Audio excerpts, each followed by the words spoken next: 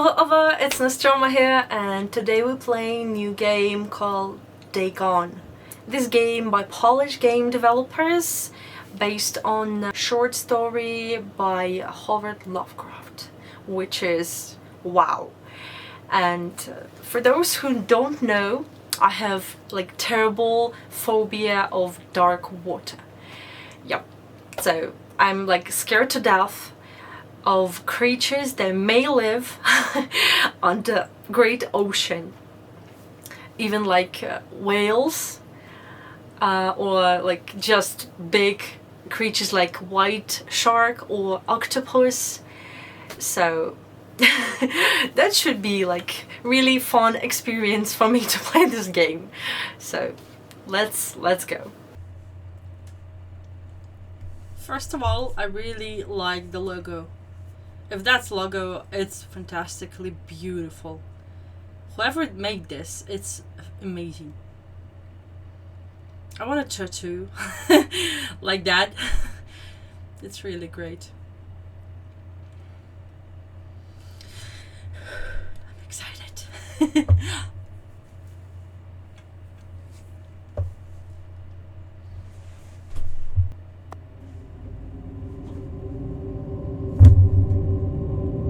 Okay, so there is a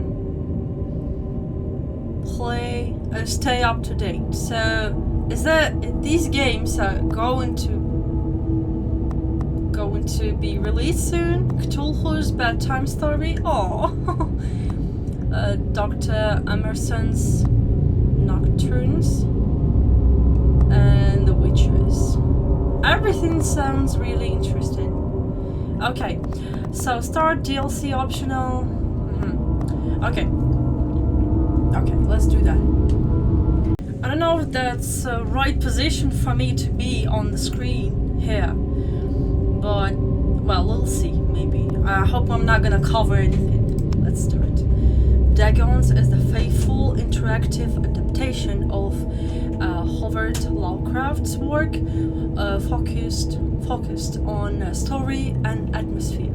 You will not find difficult choices, action sequences, or inventory management here, and movement is limited to progressing through location along with the plot. That's just exactly what I want to hear or I want to read before starting any games. I just love when it's just this way, this, and just, no difficulties, just enjoy the story and that's it. Amazing, well done.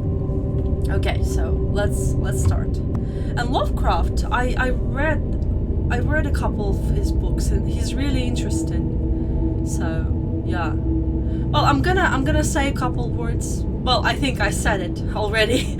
So that's great. Okay, let's start. I am writing this under an appreciable mental strain, since by tonight I shall be no more. First of all, I like the quality. It's really good quality picture. Okay. No more. What am I supposed to press? Enter? During the game you will encounter interactive elements. Some of them will allow you to continue your journey, others reveal interesting facts about the original short story, its historical background, and the author. Okay, so... That riddle though, what is that, like circle? Circle on the picture? Like a branch?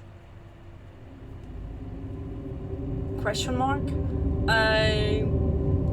Okay, I'm confused though. Okay, some of the trivia is hidden. In order to find these secrets, focus your eyes and look for the elder sign. Okay, so right mouse button. Okay. So we can start. I can now walk. Yet, maybe. Penniless, and at the end of my supply of the drug which alone makes life endurable. I can bear the torture no longer, and shall cast myself from this garret window into the squalid street below. Nice British accent. Mwah. Well done. Yeah. Lovecraft's letters. As to letters, my case is peculiar. I write such things exactly as easily as and as rapidly as I would utter the same topics in conversation. Indeed, epistolary expression is with me largely replacing conversation as my condition of nervous prostration becomes more and more acute. I cannot bear to talk much now, and am becoming as silent as the spectator himself. My loquacity extends itself on paper. Howard Lovecraft to Reinhard Kleiner, December 23rd, 1917. Throughout his life, Lovecraft penned around 100,000 letters to his friends and fans, out of which about 10% survived to this day. But his tendency to endless correspondence was a relatively late growth. In youth, I scarcely did any letter writing, thinking about for present was so much of an ordeal that I would rather have written a 250-line pastoral or a 20-page treatise on the reigns of Saturn. Selected letters 1929-1931, Howard Lovecraft. Lovecraft would often skip meals to afford postage. Collections of his correspondence have been published in various books, and selected letters can be found online. Some readers consider them his most important legacy. Okay, yeah. Okay. Do not think from my slavery to morphine that I am a weakling or a degenerate. Okay, so our guy is mental. Got it. Okay. Well, it's not okay, but hopefully we can... When you have read these hastily scrawled pages, you may guess, though never fully realize, why it is that I must have forgetfulness or death. Okay. Okay, so I must read something. Zoom. Okay, right mouse button. Zoom. Well, we cannot zoom too close, but... alright, so... Okay, so I guess the circle means that we can interact with something? Question mark? Maybe he's gonna explain something about stuff on the table. Morphine. Morphine entered into use in the 19th century and was routinely administered to treat severe pain during the American Civil War, 1861-1865, and World War First, 1940-1980. It was also sold without restrictions until 1940. Morphine became more popular after the invention of the hypodermic syringe around 1854.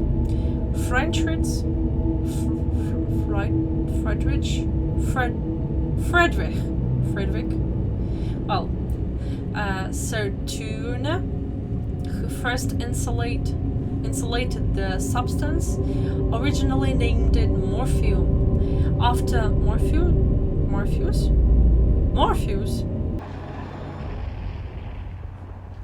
the Greek god associated with dreams.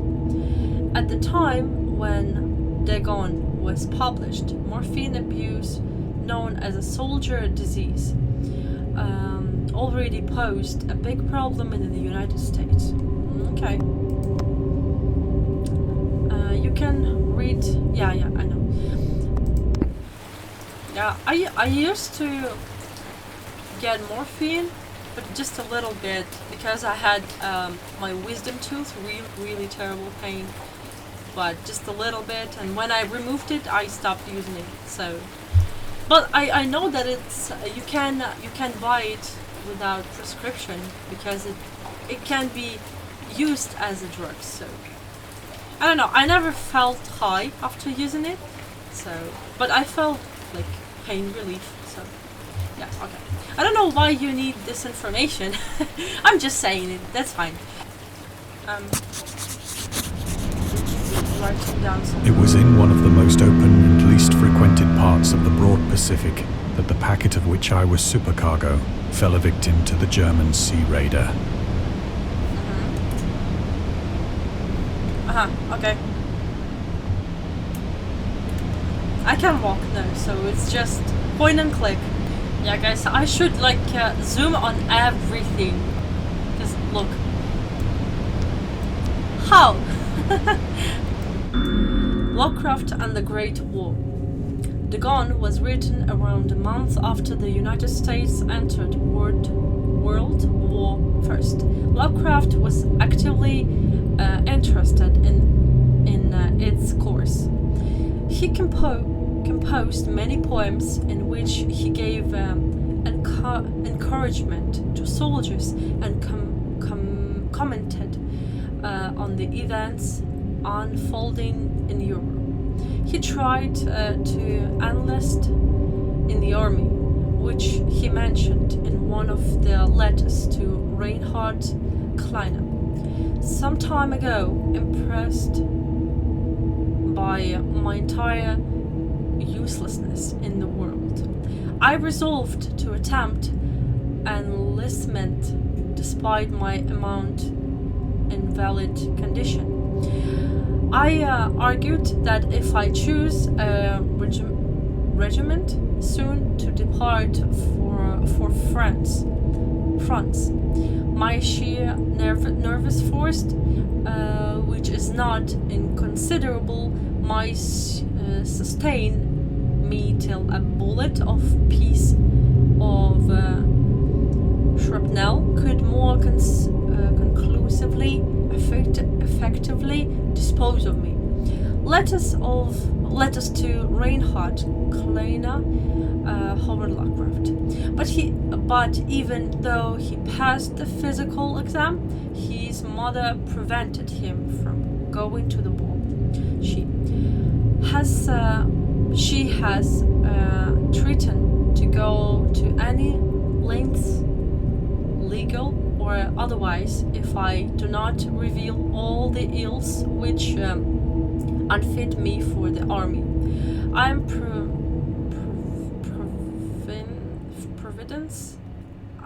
Providence, the life and times of Howard Lovecraft. St. Joshi. Alright, good.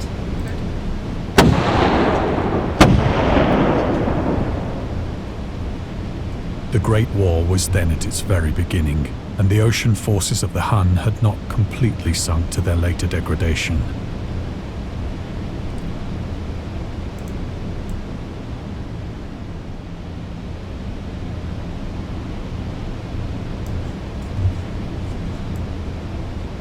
Whose flag is that? I think it's old flag of some country. I'm not best in geography. So that our vessel was made a legitimate prize, whilst we of her crew were treated with all the fairness and consideration due us as naval prisoners.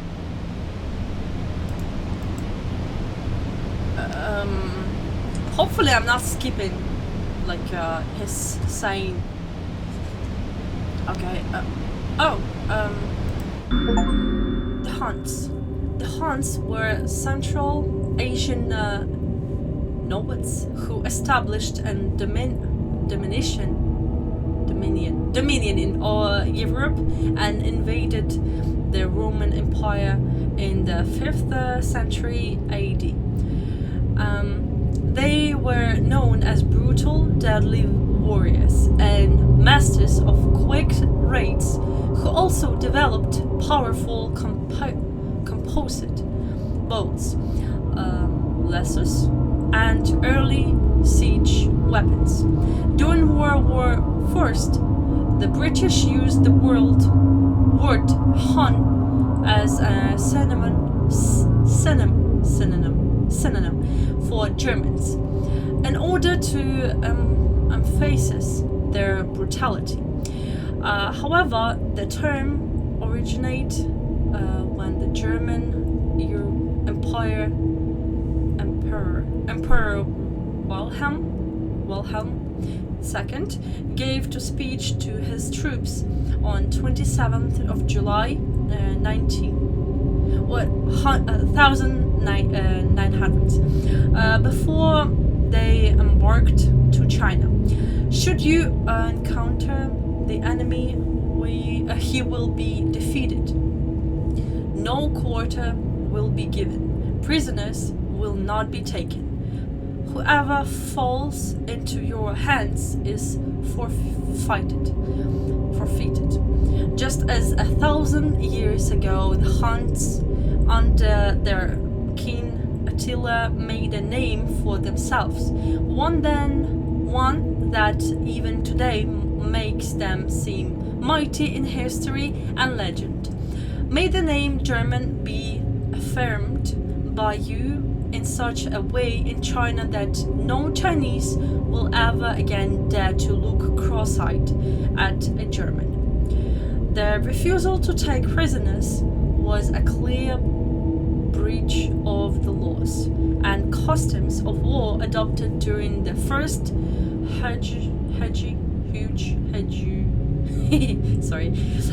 convention of 1899.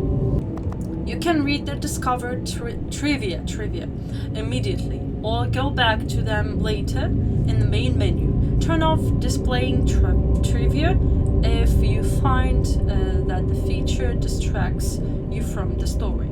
This can be changed anytime in the option. Show trivia upon finds them. So we go into the boat. So liberal, indeed, was the discipline of our captors that 5 days after we were taken, I managed to escape alone in a small boat with water and provisions for a good length of time. Okay. Alone? It's quite a big boat. Why alone? Okay.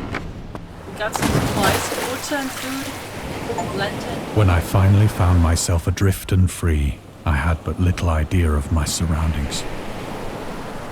Oh god, that's... Oh my god, no. Oh no. Oh, I'm literally having goosebumps.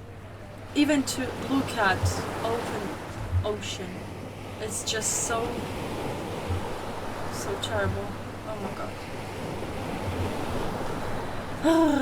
Alright. Never a competent navigator, I could only guess vaguely by the sun and stars that I was somewhat south of the equator. Okay. Of the longitude, I knew nothing, and no island or coastline was in sight.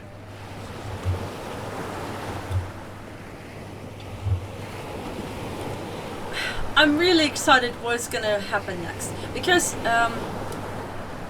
Dagon and Cthulhu, that's like huge, giant creatures, like ancient creatures, gods, under the water, like really deep under the water. And It's just okay. I can handle that. Sun, yes. Good navigator. It's just a wave. Okay.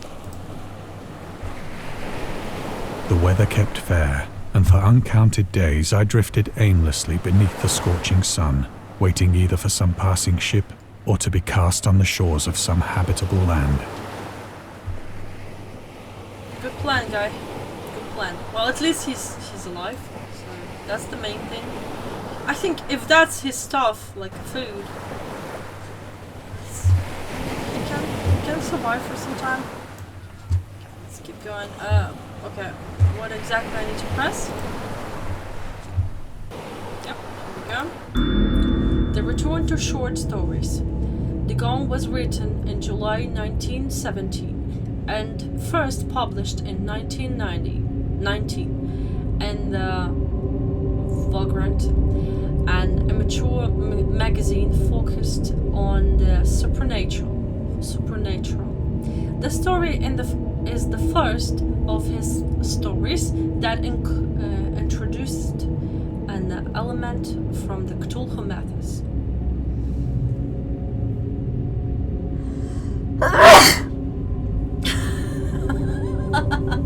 Sorry. Dagon itself. A pagan cult worshipping Dagon appears in the shadow over Innsmouth? Huh. One of the Lovecraft's most popular works. 1917 is also the year when he wrote The Thumb, a story about Jervis Dudley. That one. A daydreamer who discovers a mysterious mausoleum in the woods by his house and becomes obsessed with it. These two works marked Lovecraft's return to short stories writing after he burned most of his attempts at this genre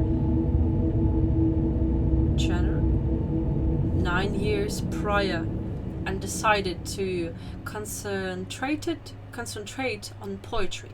Lovecraft stated that it was his friend William Paul Cook, a literary publisher and critic, who convicted him to start writing weird fiction again. Weird fiction. But neither ship nor land appeared, and I began to despair in my solitude upon the heaving vastness of unbroken blue. Oh, Jesus. Yeah, I feel bad for you, guy. Seriously. The change happened whilst I slept.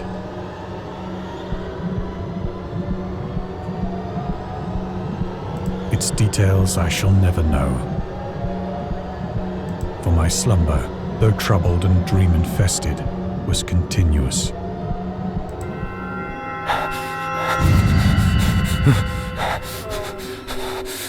What the hell happened?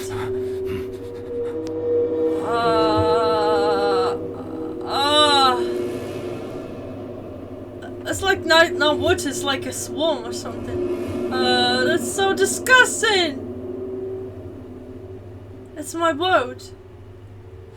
It is my boat. What the hell are you want from me? Oh, Jesus. When at last I awoke, it was to discover myself half sucked into a slimy expanse of hellish black mire, which extended about me in monotonous undulations as far as I could see.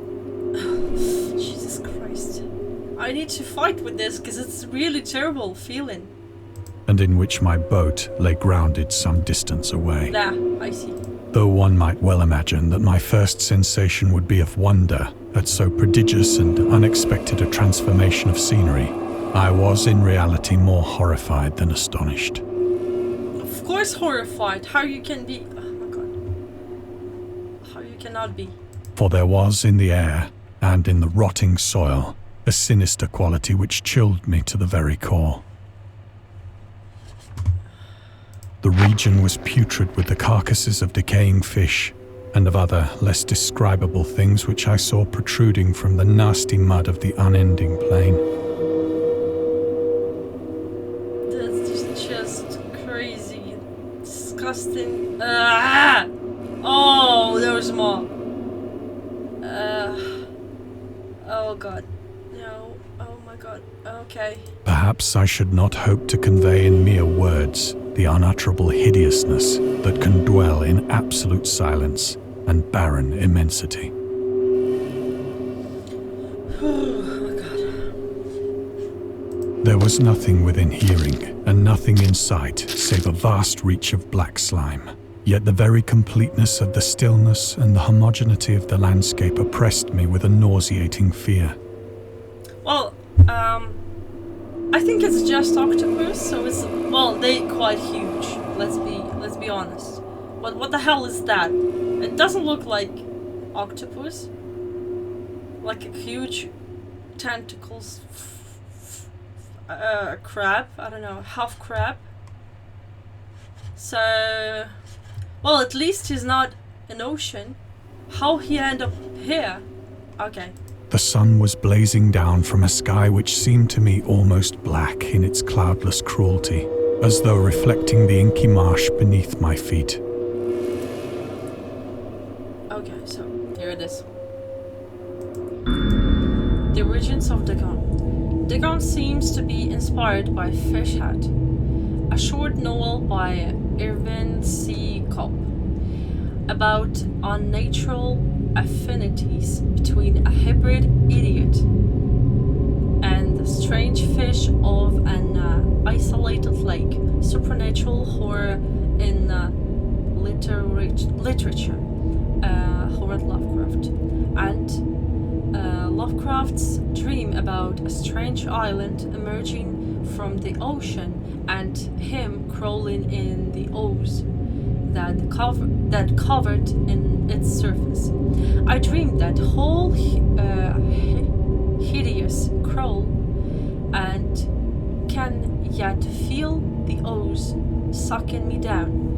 In defense of Dagon, Howard Lovecraft.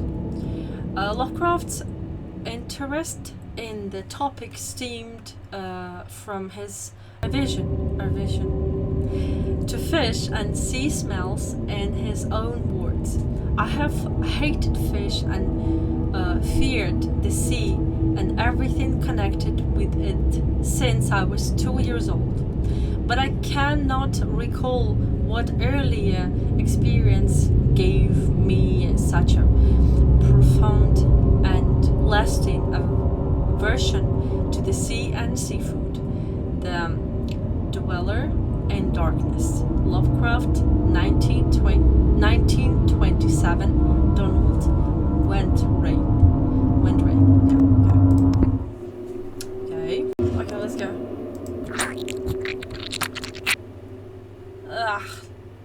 As I crawled into the stranded boat, I realized that only one theory could explain my position.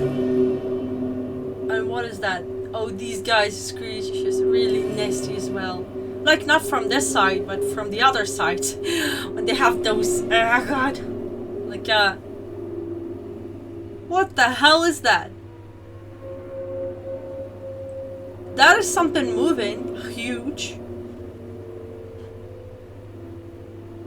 Oh, God. It's so disgusting. And I've seen disgusting games, just believe me. But this is just... Oh god. Okay, do we need something? Do we need to press on something? Through some unprecedented volcanic upheaval, a portion of the ocean floor must have been thrown to the surface, exposing regions for which innumerable millions of years had lain hidden under unfathomable watery depths.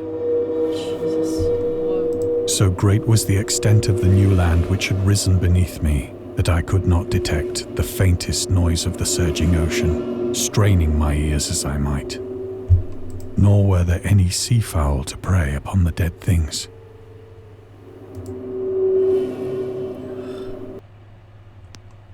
This is like impossible to notice. The mystery of volcanic islands. Volcanic eruption sometimes result in the creation of islands.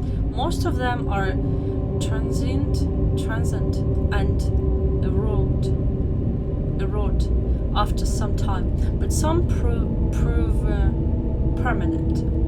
The floating pumice porous rock created when superheated. Preserved rock is ejected from a volcano, can move across long distance and transport barnacle and mackerel that cling to it.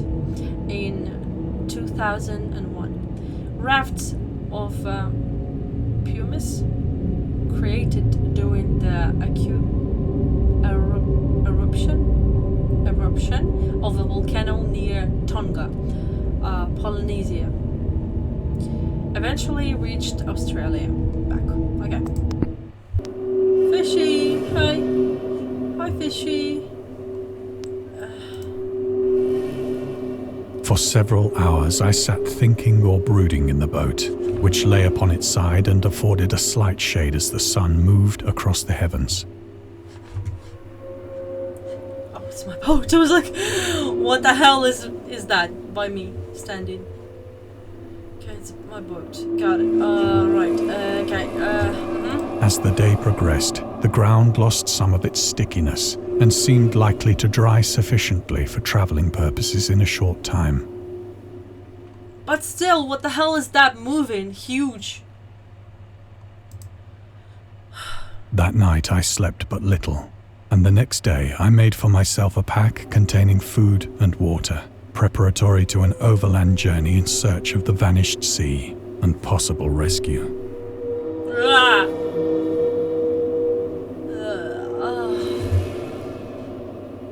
Oh, that is beautiful. Yeah, if just looking at the sky, not more, damn.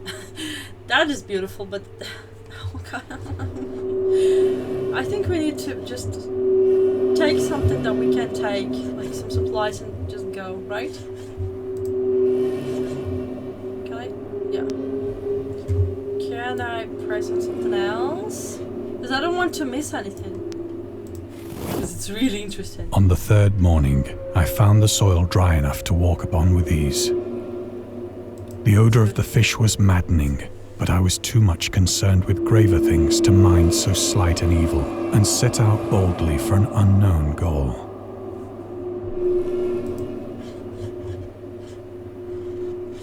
That's just... oh, God. Okay, let's go.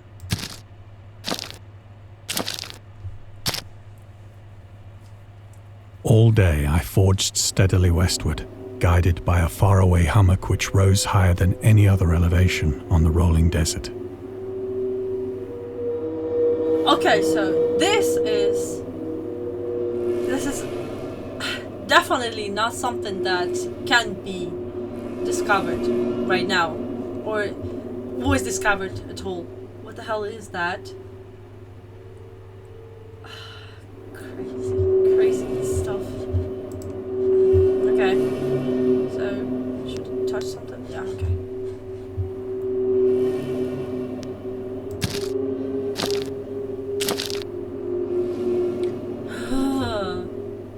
Yeah, he's not surprised to...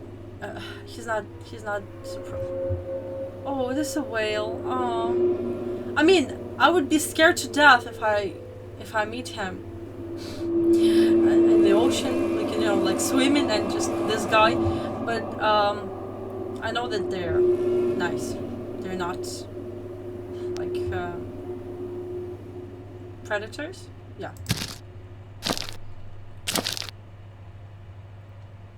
That night, I encamped, and on the following day still travelled toward the hummock, though that object seemed scarcely nearer than when I had first espied it. That looks like rain, worm.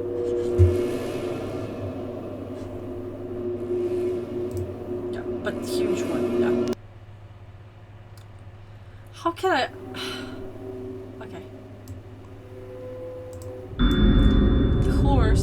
ocean, the creature of the Cthulhu myths and a fictional underwater city of R'lyeh was convicted that life could not exist at the bottom of the ocean because the water pressure would make it uninhabitable.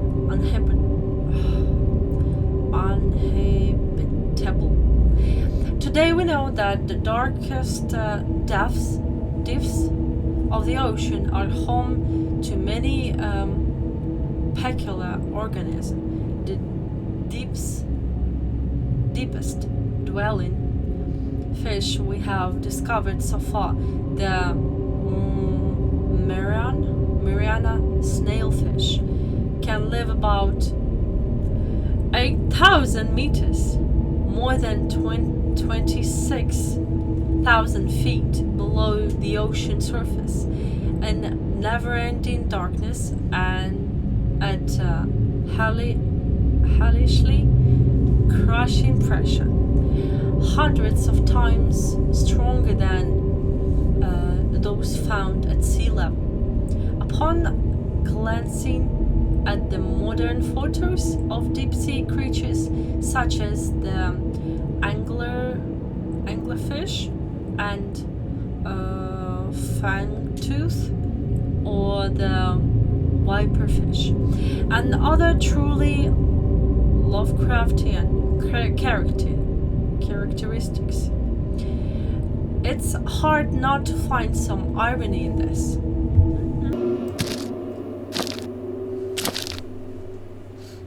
Feels like I'm reading the book.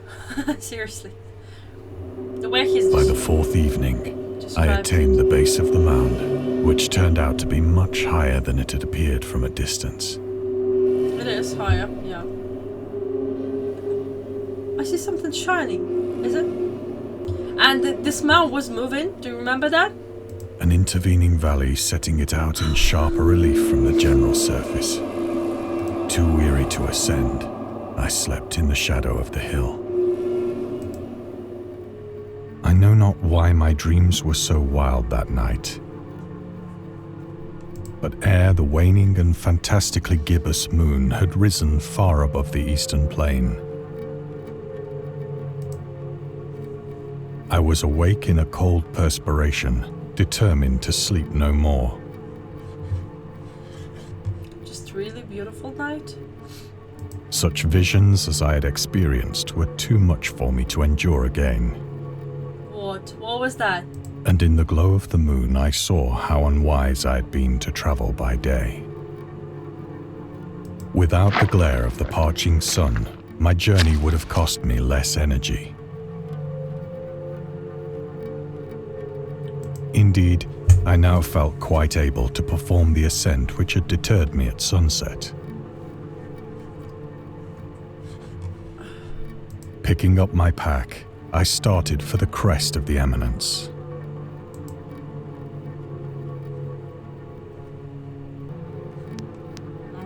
The loner. Contrary to popular opinion, Lovecraft was not an ever-frowning, eccentric, grumpy loner. He considered himself to be a person who appreciated humor. Moreover, he would often meet with friends in his apartment or at various cafes in Brooklyn and Manhattan. At times, his social life was so intensive, his work would suffer for months. There was a point when he finally decided he needed to put an end to daily meetings and loitering in New York cafeterias and resorted to hiding at home and reading with the main room light turned off, pretending he wasn't there whenever a friend knocked on his door. He also had another method of deterring his guests, which involved greeting them in a bathrobe with an unmade bed visible in the background, and piles of papers scattered across the floor. Nice. It's a good hint. Thank you. I have said that the unbroken monotony of the rolling plain was a source of vague horror to me. But I think my horror was greater when I gained the summit of the mound and looked down the other side into an immeasurable pit or canyon, whose black recesses the moon had not yet soared high enough to illumine. I felt myself on the edge of the world, peering over the rim into a fathomless chaos of eternal night. Whoa. The end of the world.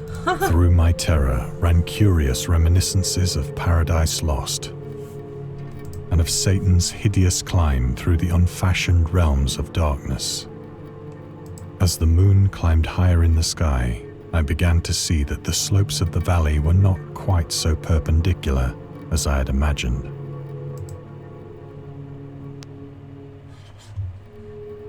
I feel uncomfortable looking down. Ledges and outcroppings of rock afforded fairly easy footholds for a descent, whilst after a drop of only a few hundred feet, the declivity became very gradual. God, okay. Okay. Can we find something here?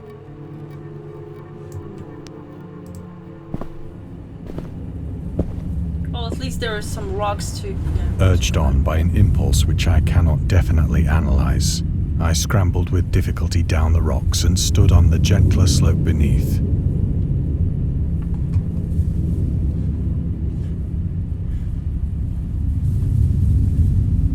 Gazing into the Stygian deeps, where no light had yet penetrated. All at once, my attention was captured by a vast and singular object on the opposite slope, which rose steeply about 100 yards ahead of me.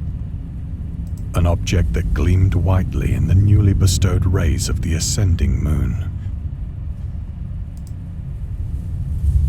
Yeah, it looks like a huge building, but apparently it can be. So something else. Let's explore. That it was merely a gigantic piece of stone, I soon assured myself. Well, it was perfectly cut then, if that's just a stone. But I was conscious of a distinct impression that its contour and position were not altogether the work of nature. That's true. I mean, nature is genius, but it doesn't look like nature. A closer scrutiny filled me with sensations I cannot express. Okay. Okay. For despite its enormous magnitude and its position in an abyss which had yawned at the bottom of the sea since the world was young, It is enormous. I perceived beyond a doubt that the strange object was a well-shaped monolith, whose massive bulk had known the workmanship and perhaps the worship of living and thinking creatures. Dazed and frightened, yet not without a certain thrill of the scientist's or archaeologist's delight, I examined my surroundings more closely. Yes, I did. Just a sec. Okay.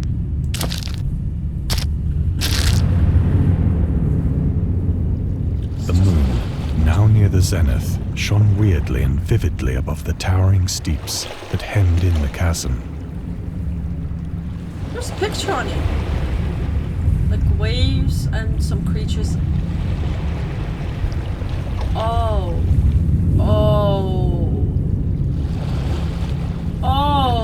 I get it now. Relax, no goosebumps, you're fine. So on the top, I see like turtle on the top.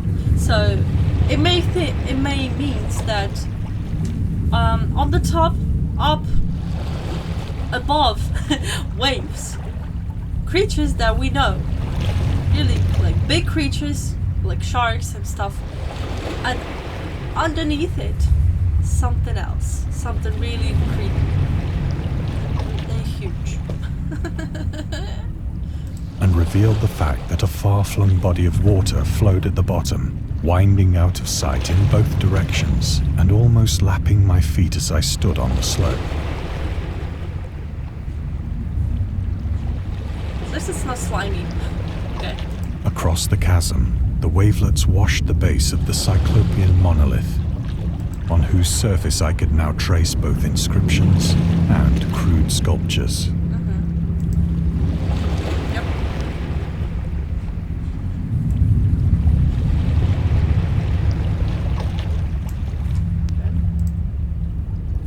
The writing was in a system of hieroglyphics unknown to me and unlike anything I'd ever seen in books. Oh, yeah. The turtle that I saw and everything else that we can see in the ocean, there was, explored already, so. Consisting for the most part of conventionalized aquatic symbols such as fishes, eels, octopi, crustaceans, mollusks, whales, and the like. Several characters obviously represented marine things which are unknown to the modern world. Well, this guy, second from the right, it's an octopus, like really huge octopus. So, okay. But whose decomposing forms I had observed on the ocean-risen plain. It was the pictorial carving, however, that did most to hold me spellbound.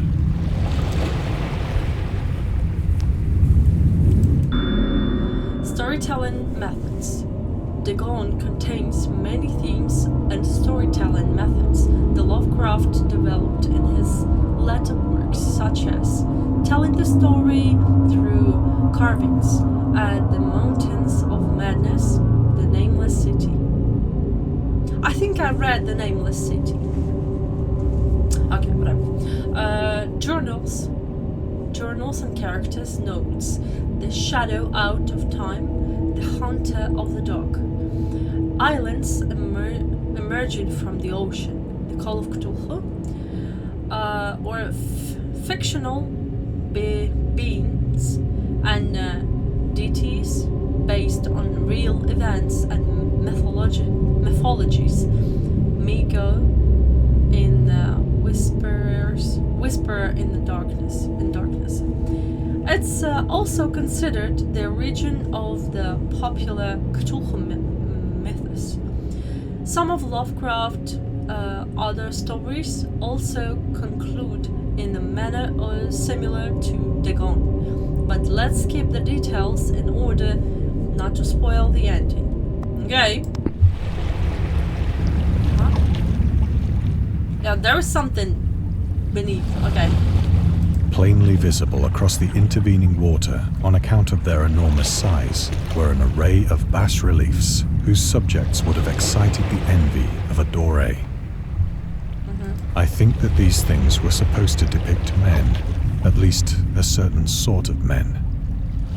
Though the creatures were shown disporting like fishes in the waters of some marine grotto. It's like mermaids. Or paying homage at some monolithic shrine, which appeared to be under the waves as well. Of their faces and forms I dare not speak in detail, for the mere remembrance makes me grow faint. Grotesque beyond the imagination of a Poe or a Bulwer. That is creepy. They were damnably human in general outline, despite webbed hands and feet, shockingly wide and flabby lips, glassy, bulging eyes, and other features less pleasant to recall. Oh God. Curiously enough, they seem to have been chiseled badly out of proportion with their scenic background, for one of the creatures was shown in the act of killing a whale, represented as but little larger than himself.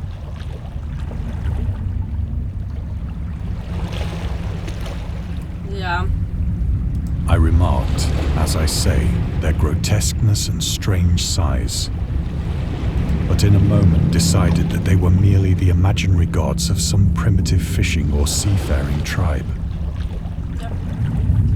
Actually, that's exactly how I imagine, these ancient gods under the ocean. Some tribe whose last descendant had perished eras before the first ancestor of the Piltdown or Neanderthal man was born. The Piltdown men. Lovecraft would often use the latest scientific discoveries as inspiration for his works. He would even update his stories at the last moment in order to make sure they reflected the latest breakthroughs. Good. I mean, to make it more scary because it's true, part of this is true. Unfortunately, this method was not without its flaws. After Lovecraft's death, the Piltdown men discovery mentioned in Dagon turned out to be a thank you for this word. Paleoanthropological fraud. Yeah. In 1912, Charles Dawson, an amateur archaeologist, announced that he had discovered the missing link between ape and man, the fossilized remains of a previously unknown early human. Years later, they turned out to be forgery, but by that point, the fraud had already managed to negatively affect the early research of human evolution. And in the year when the discovery took place, the majority of the scientific community believed Dawson indeed found the missing link. In 1953, Time magazine published evidence proving that Dawson was a conman. It turned out that the fossils of the previously unknown early human consisted of a human skull. The jaw of an orangutan and chimpanzee teeth. Okay, it's really nice to read all this. It helps to understand even what is happening in the game. Awestruck at this unexpected glimpse into a past beyond the conception of the most daring anthropologist, I stood musing whilst the moon cast queer reflections on the silent channel before me. Then, suddenly, I saw it.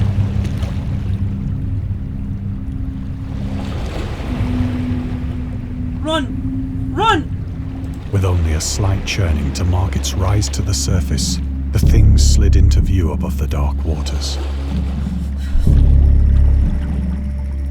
Can you just run, please?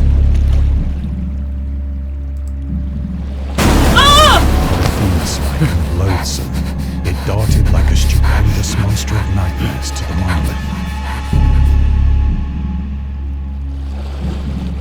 About which it flung its gigantic scaly arms, the while it bowed its hideous head and gave vent to certain measured sounds. I'll find it. I think I went mad then.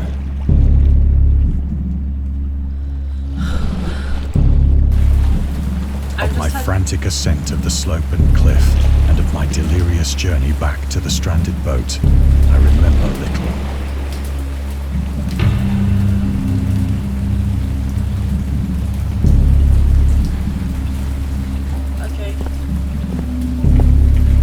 He's climbing back, right?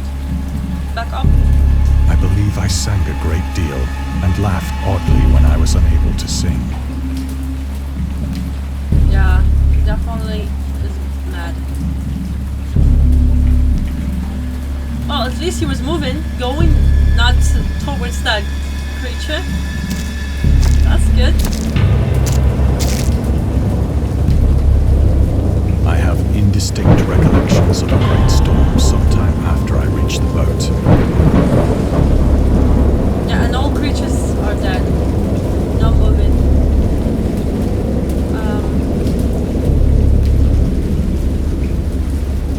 At any rate, I know that I heard pearls of thunder and other tones which nature utters only in her wildest moods.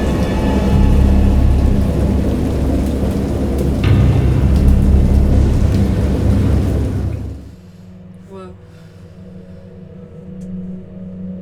When I came out of the shadows, I was in a San Francisco hospital. Jeez. Can you imagine the relief he felt? Well, he got mad. Maybe he had not any relief. Brought thither by the captain of the American ship which had picked up my boat in mid-ocean. In my delirium, I had said much, but found that my words had been given scant attention. Okay. The atheist. Lovecraft considered himself an atheist, and absolute materialist,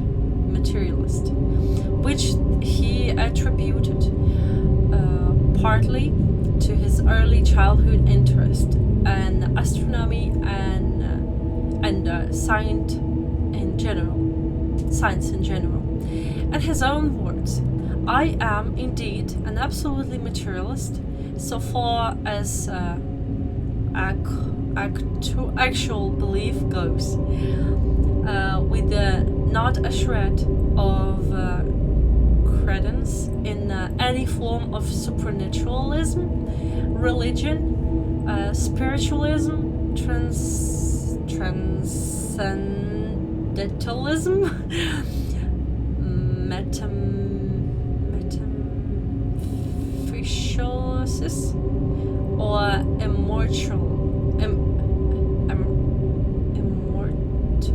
immortality. Okay.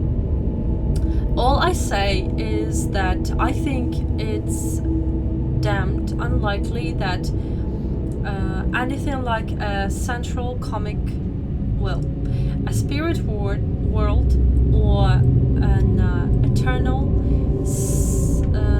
survival of personality exist. They are the most preposterous and unjustified of all the guesses which can be made about the universe, and I am not enough of a hair splitter to pretend that I don't regard them as errant and negligible moonshine. In theory, I'm an agnostic, but pending the appearance of radical evidence, I must be classed practically,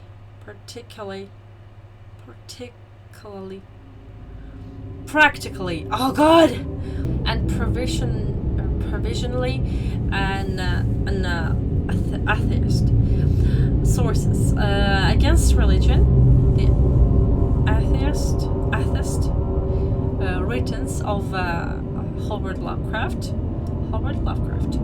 Myths, the myths and tales of Howard Lovecraft, Robert Howard.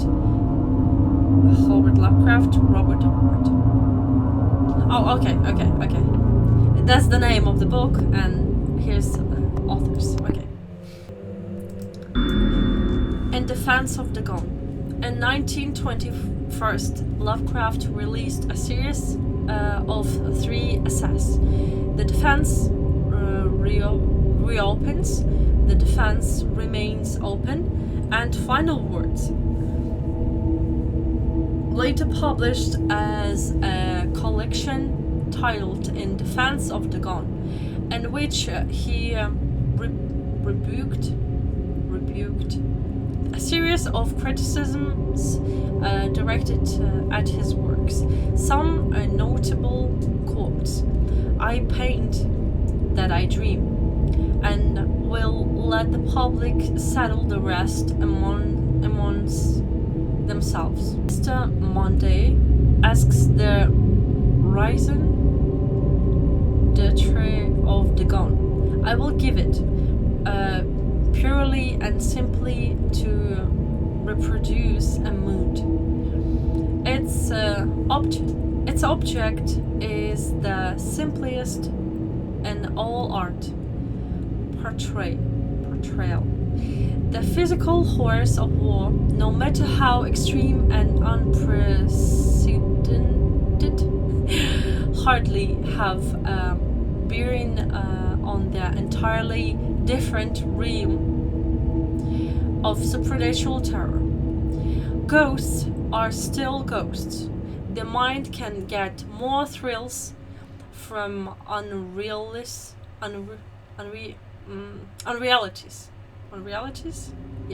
than from realities. And the essay Lovecraft touches upon the topics from atheism, materialism, the quest for truth, and the love of science. Of any land upheaval in the Pacific, my rescuers knew nothing. Nor did I deem it necessary to insist upon a thing which I knew they could not believe. Who would? I mean, come on. Ooh. The journalist. Lovecraft was a prominent figure in the world of amateur journalism. In 1915, he started publishing his own journal called The Conservative, which included political and social commentary, poetry, short stories, and literary criticism written by him and other authors. Howard was a skilled wordsmith, but he also took criticism to heart, which resulted in his decision to step away from writing poetry and concentrate on weird fiction again. For the first time since his teenage years, Dagon, published in 1919, is one of the short stories written during that period. And this example, except from the conservative, the master of horror fiction explains his attitude towards warfare and the idea of world peace. Why any sane human being can believe in the possibility of universal peace in more than the conservative can fathom. Should the entire civilized world agree simultaneously to disarm, one or more nations would undoubtedly retain secret armaments and at the proper time take advantage of their more altruistic and less astute contemporaries in the wild career of conquest against unarmed victims. No country is or ever can be above warfare until the basic impulses of the human animal shall have miraculously changed. Yeah. Okay.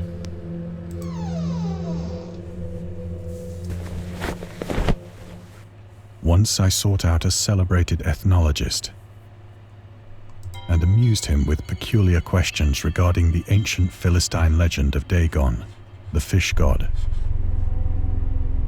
Dagon.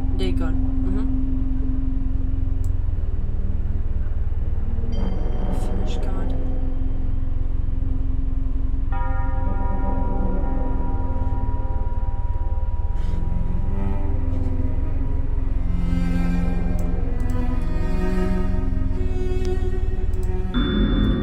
Dagon. Dagon was the main deity maybe of the Philistines, worshipped throughout the Middle East as the ancient god of fertility and crops. In Hebrew, the word Dagon was a common noun for grain. The rulers of Akkad. I apologize because lots of words from what I'm reading I don't know, so especially I don't know how to pronounce it, so I apologize. Mesopotamia choose him as a patron saint of their war congests. He also appeared as the judge of the dead in the Assyrian poem and an underworld prison warder in one of the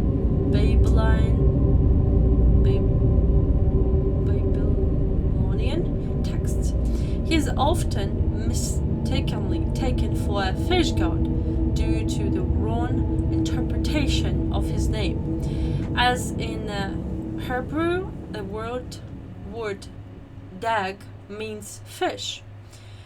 In Howard Lovecraft's works, Dagon is an underwater deity ruling over the deep waters.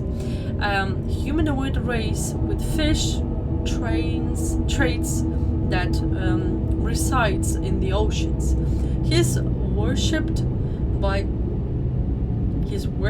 by a secret cult called the Esoteric Order of Dagon. Yeah, it's a bit difficult for me to absorb, so it's gonna take some time. Sorry, but it's really interesting. I mean, I have that phobia, so I think I better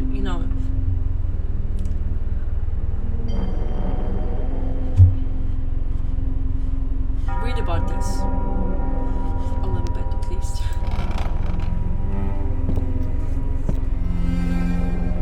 But soon perceiving that he was hopelessly conventional, I did not press my inquiries.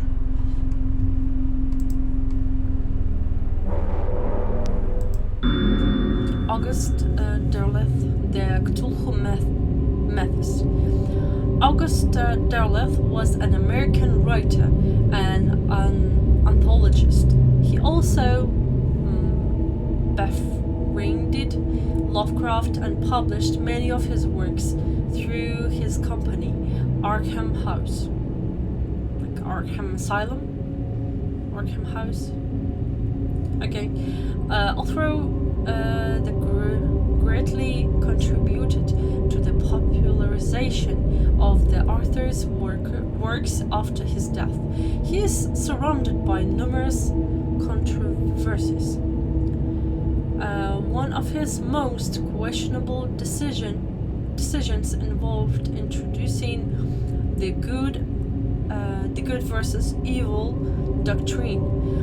Derleth was a devout Catholic to the Cthulhu myths, which contracted with Lovecraft's view of the world and his approach to comic horror.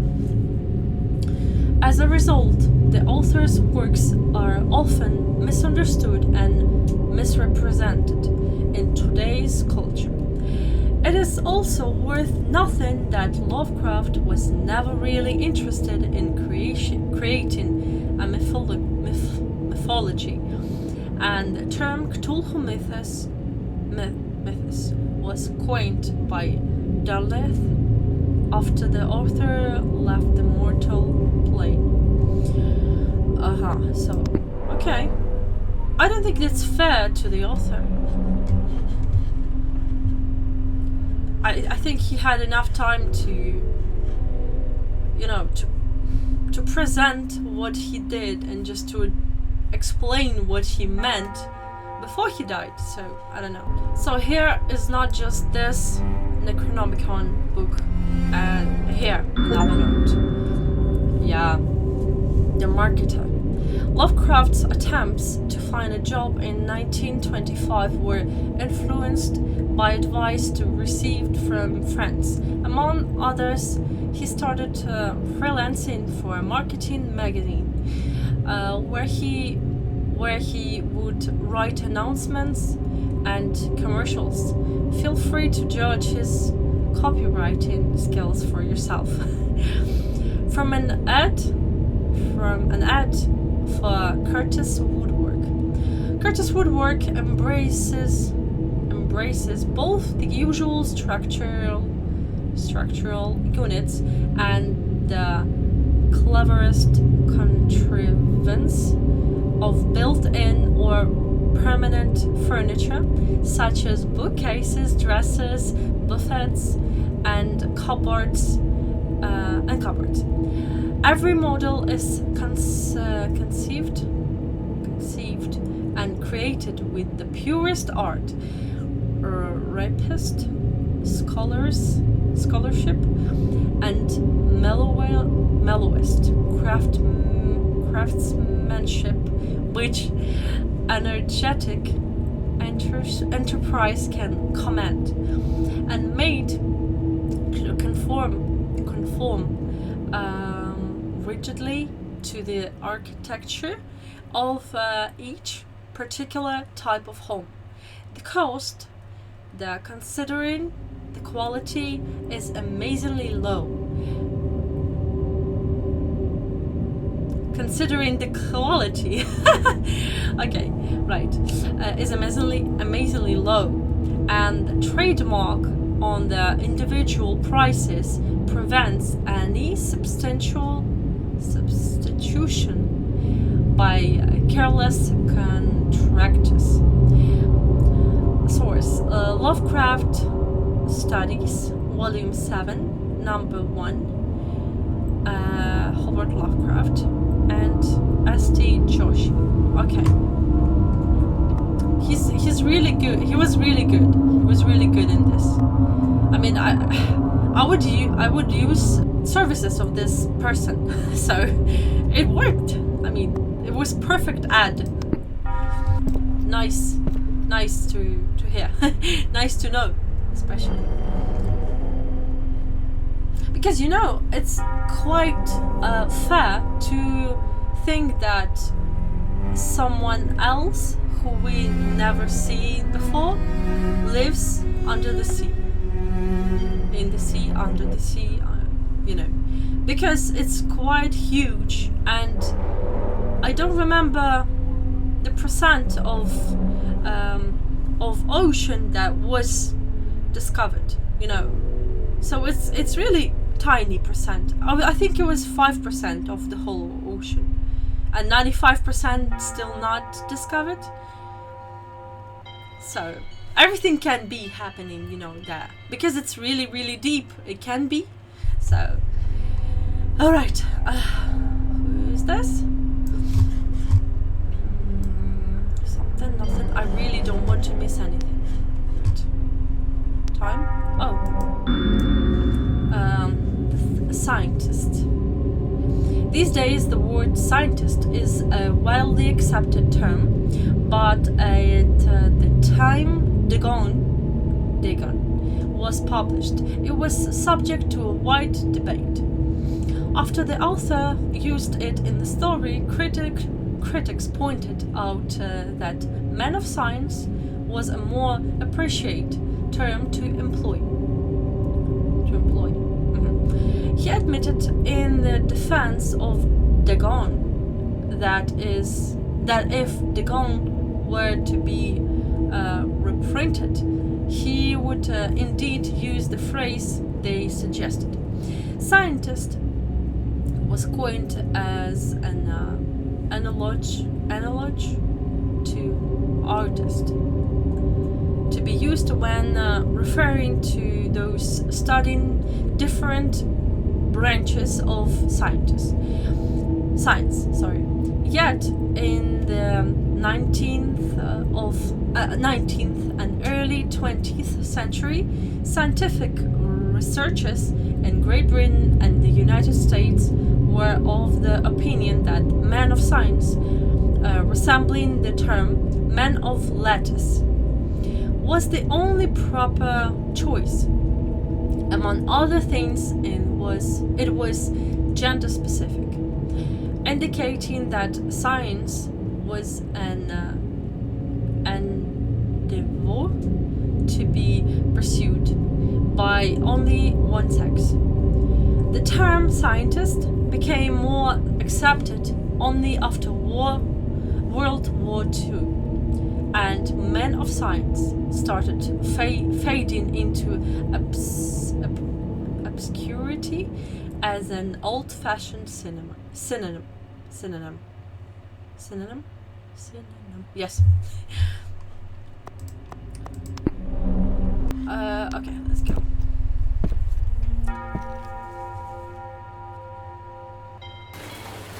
It is at night, especially when the moon is gibbous and waning, that I see the thing. I tried morphine, but the drug has given only transient surcease and has drawn me into its clutches as a hopeless slave. So now I am to end it all, having written a full account for the information or the contemptuous amusement of my fellow men. Thank you, Guy, for reading all these long words for me. Oh! Lovecraft on tobacco and alcohol. Lovecraft hated tobacco, even though he used to smoke when he was 12. 12?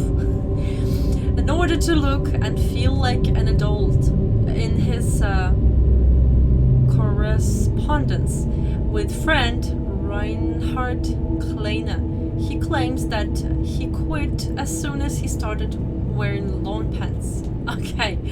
He also had a very strong opinion about alcohol, as evidenced by his letter to Zelia Brown, dated 13th of February 1928.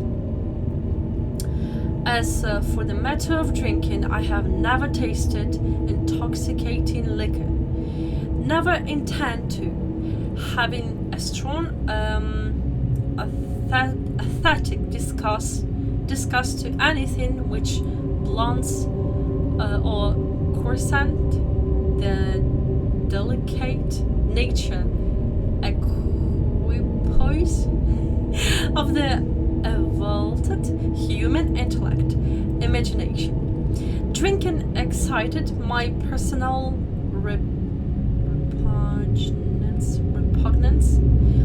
Hence, I don't drink. Let the herd do what they will. I'm rather in favor of prohibition. The prohibition of any one antisocial force as well as of any other source. The spirit of revision. Lovecraft's letters to Zelia Brown, Red Bishop. Howard Lovecraft, Sean Brenny, Andrew Lemon, S.T. Joshi. Alright, so, okay. Often, I ask myself if it could not all have been a pure phantasm. A mere freak of fever as I lay sun-stricken and raving in the open boat after my escape from the German man of war. Could be.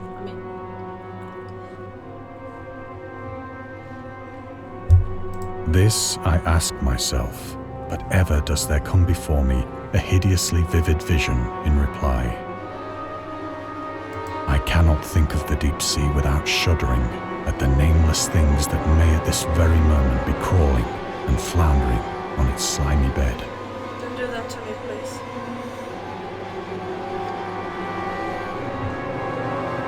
Worshipping their ancient stone idols and carving their own detestable likenesses on submarine obelisks of water-soaked granite. That's my heart right now, yeah. I dream of a day when they may rise above the billows to drag down into their reeking talons the remnants of puny, war-exhausted mankind. Of a day when the land shall sink and the dark ocean shall ascend amidst universal pandemonium. Yep.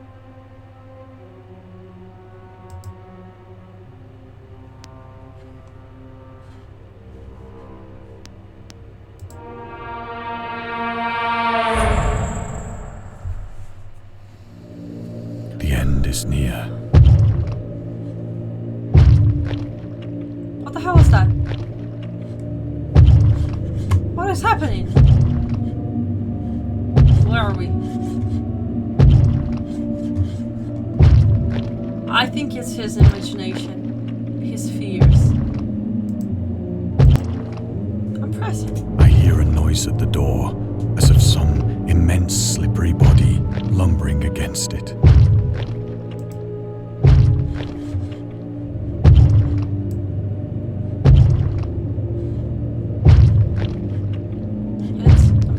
Oh, yes. Al-Design, an author house where people were staring. He asked questions about the gods and whether they danced often upon Lyran. But the farmer and his wife would only make the elder sign and tell him the way to Nia and Altha. The dream quest of unknown Kadath, Howard Lovecraft. Elder Sight is a protective symbol that can be found in various works of pop culture. Usually, oh right, I was like usually represented by a 5-pointed star with an eye flame symbol in its center. For example, in game inspired by Howard Lovecraft writings, it is supposed to ward away all kinds of comic horrors. However, this is later version of the sign, created by the author friend, writer August Derleth. In our game, we have used the original symbol, a design by Lovecraft, in the form of a 6-pointed branch, which he sometimes included in letters to his friends. Oh, okay. Nice. What? It shall not find me. No. Just hide under the bed. Come on.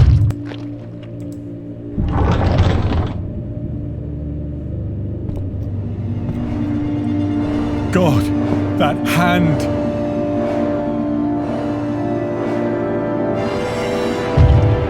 The window!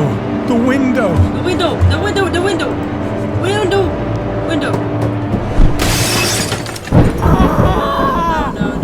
No. That was his imagination, and because of that, oh god, yeah. Thank you for playing. Thank you for making it. Thank you. I hope you enjoyed immersing yourself in our little pool of comic horror. We would appreciate if you took a moment to rate Dagon and check out our other games and DLCs. Leave feedback. Yes, later guys, but I will do that, I promise. And scary stories have been accompanying men for centuries. They have many faces and forms, but what is their purpose? Why do we enjoy being afraid so much? During our therapy, I'll try to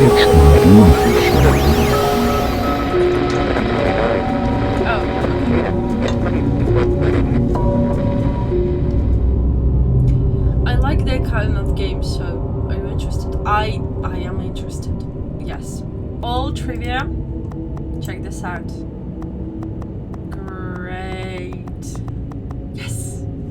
I just did a little research about developers, and here it says we are an independent game development studio from Poland, mainly focused on narrative and story-driven games.